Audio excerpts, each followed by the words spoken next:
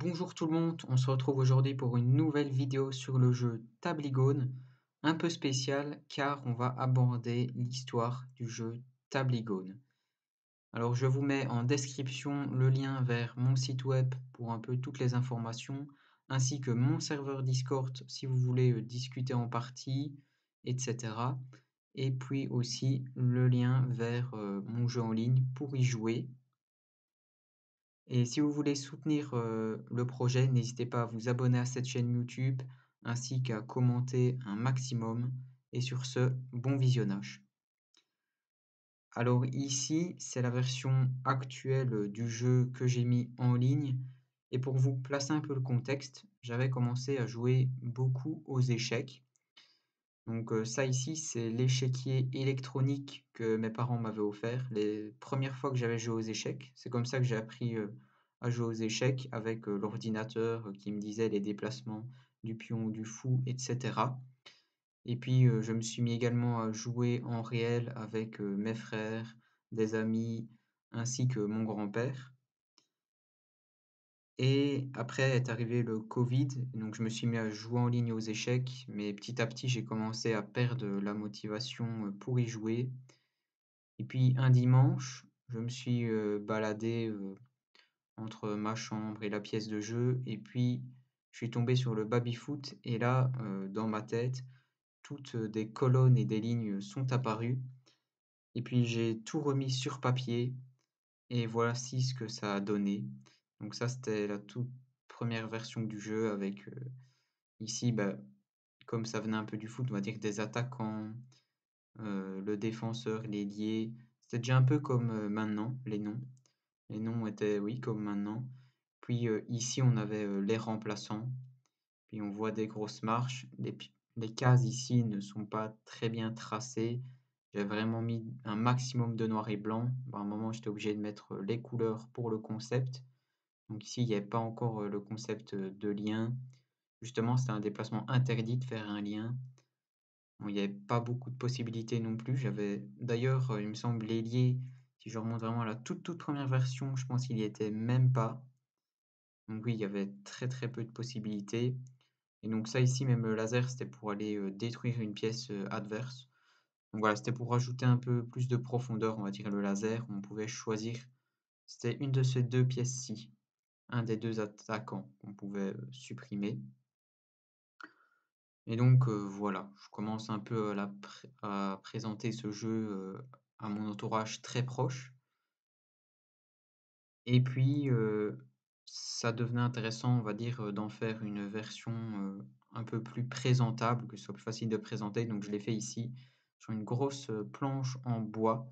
Donc, ça, c'est vraiment, le premier jeu où j'ai présenté, énormément et j'avais eu des idées d'ailleurs, ce jeu à le mettre, en application. On pourrait y jouer en ligne, mais bon, c'était assez compliqué, à vraiment bien coder. J'arrivais pas à trouver, on va dire, les bonnes personnes, pour, trouver en fait, l'idée de coder le jeu avec, en fait, c'est un peu un nouveau concept, donc c'était assez compliqué et là ici, bah, je commençais ici un peu à on va dire à inventer une histoire autour du jeu, à faire un peu, que ce soit des vaisseaux spatiaux en fait.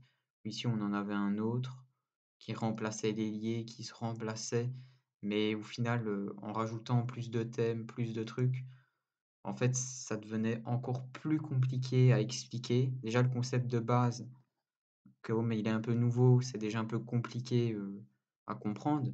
Mais si je rajoutais un plus, le thème de l'espace, en fait, la liaison se faisait assez mal, quand je le présentais en réel.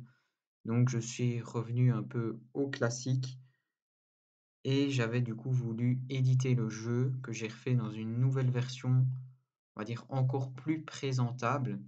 Donc ici, bah, j'étais revenu avec les attaquants, gardiens, ailiers, un peu les noms vraiment de base, vraiment être, on va dire focus sur le jeu abstrait et est venue également la mécanique du lien où il faut aller, chercher les liens, on va dire, que le jeu devienne plus abstrait sans laser, sans rajouter de complexité, de vaisseaux spatiaux en plus et cetera. Et puis, il y avait, bah, ici, vous voyez, ça, c'était une plaque, de séparation tout à droite et alors on choisissait totalement, là où on plaçait ces pièces et puis, bah, actuellement, vous avez peut-être vu, mais ça a changé parce que on va dire que des fois, ça pouvait, avoir, on va dire, un peu une question de chance. Par exemple, ici, on va dire: Ça contre cette pièce, ça contre cette pièce, ça contre cette pièce» et au fur et à mesure de la partie, en fait, il y avait aussi une chance du départ, tandis que maintenant, il n'y a plus du tout ça. On est vraiment sur du quasiment du pur jeu abstrait. On laisse moins de place à la stratégie et beaucoup plus à la réflexion pure et logique. Donc il n'y a pas besoin de préparer des heures. Maintenant, on peut directement jouer au jeu Table et potentiellement remporter la partie, tandis qu'avant, oui, c'était assez fort de préparer une stratégie. Et donc avec, ce jeu, j'ai été voir, des éditeurs, des magasins de jeux de société, des concours, mais j'avais vraiment un gros problème au niveau du marketing, parce que ça restait un jeu beaucoup trop abstrait. Mais bon, c'est ce que je voulais en fait, c'est ce qui, pour moi, apportait le plus de valeur.